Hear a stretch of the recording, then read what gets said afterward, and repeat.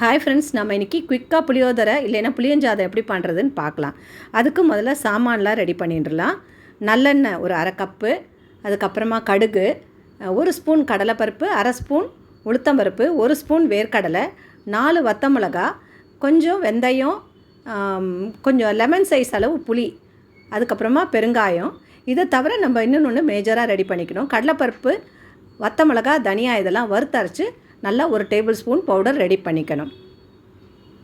இப்போ புளியை நல்லா திக்காக கரைச்சிக்கணும். நம்ம கரைச்சி வச்சுட்டு இப்போ ஸ்டவ்வை மூட்டிட்டு வாணலி போட்டு நல்லெண்ணெய் விடணும். முதல்ல நல்லெண்ணெய் விட்டு கடுகு தாளிச்சிட்டு இந்த பருப்பு மற்றதெல்லாம் சேர்க்கணும்.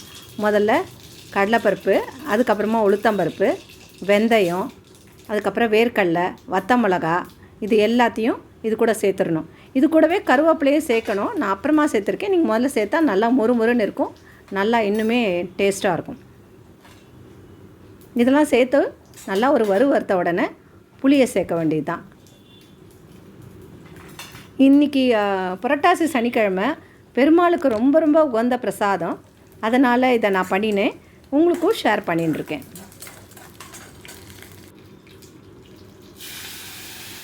புளியை விட்டாச்சு. இது கூட கொஞ்சம் மஞ்சப்பொடி, நல்லா உப்பும் சேர்த்துக்கணும். சேர்த்துட்டு ஒரு 10லேருந்து 12 நிமிஷம் கொதிக்கணும்.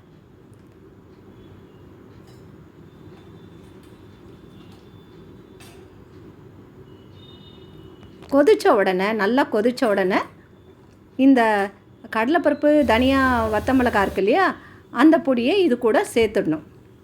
சேர்த்துட்டு நல்லா கலந்து விடணும். நல்லா இது ஒரு 5 நிமிஷம் கொதி வந்ததுன்னா நல்லா திக்காகிடும்.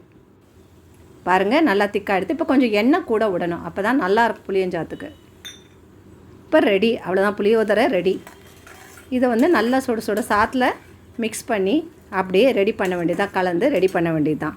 ஸோ இப்போ இது நெக்ஸ்ட் வீக் நீங்கள் நவராத்திரி வருது, அதுக்கும் ஒரு நாள் அம்பாளுக்கு பிரசாதமாக வைக்கலாம். இல்லைன்னா புரட்டாசி சனிக்கிழமை வருது, அதுக்கும் சாமிக்கு பிரசாதமாக வைக்கலாம். Hope you will like this. Please like, share and subscribe. Thank you.